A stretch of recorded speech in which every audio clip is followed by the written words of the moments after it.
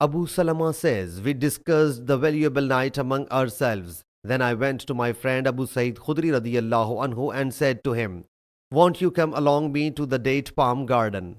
He went along with me while he was draped in a mantle. I asked whether you had heard something from Allah's Apostle sallallahu alaihi wasallam about the valuable night. He said, yes. We observed I'tikaf along with Allah's Apostle sallallahu alaihi wasallam in the middle 10 days of Ramadan. We terminate the I'tikaf on the morning of the 20th day. Allah's Apostle sallallahu alaihi wasallam delivered the sermon saying, I was shown the valuable night, but I forgot it, or I was made to forget it.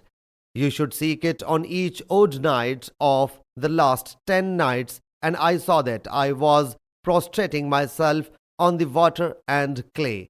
So whosoever has observed I'tikaf along with Allah's Apostle sallallahu alaihi wasallam should come back. Hazrat Abu Sa'id radiyallahu anhu said, we returned, resumed I'tikaf, and at that time we did not see any patch of cloud on the sky.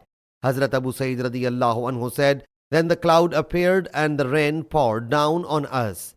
The water started dripping from the roof of the mosque, which was made of the branches of date palms. Then the people stood for the prayer, and I saw that Allah's Apostle sallallahu alaihi wasallam was prostrating himself on the water and clay, and I even witnessed the trace of clay on his forehead. Sahih Muslim Hadith number 2764.